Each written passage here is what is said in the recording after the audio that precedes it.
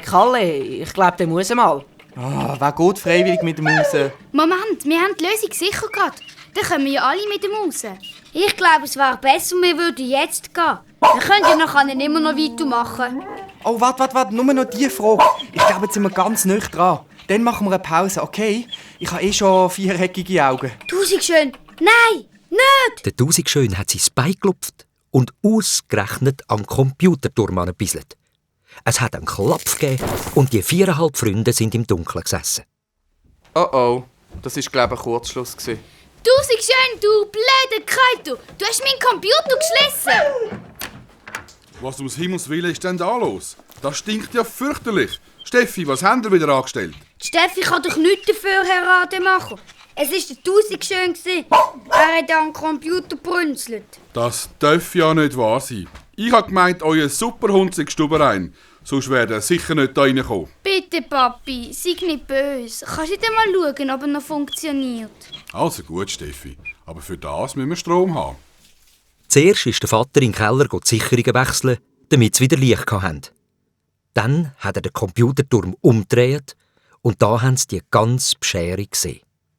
Schwarze Rauchspuren über dem Lüftungsschlitz. Das glaube ich ja nicht.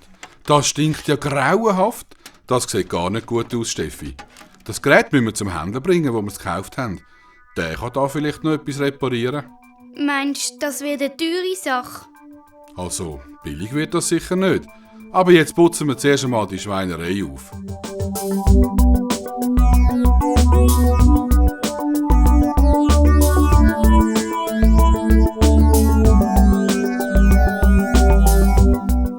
Am anderen Nachmittag hat der Papi die Steffi, das Radiesli und den Computer mit dem Auto zum Händler gefahren.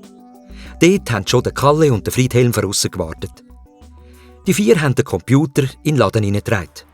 Der Vater ist im Auto geblieben. Grüezi. Hallo zusammen, kann ich euch etwas helfen? Ja, grüezi. Der Computer ist kaputt und wir wollten fragen, was die Reparatur kostet. Ja, das ist schwer zu sagen. Ja, ich glaube, ihr habt Glück gehabt, Kinder. Ausser dem Netzteil ist anscheinend nichts kaputt. Was habt ihr eigentlich damit gemacht? Ja, also... Ein Glas Wasser ist umgekehrt und geht in den Computer rein.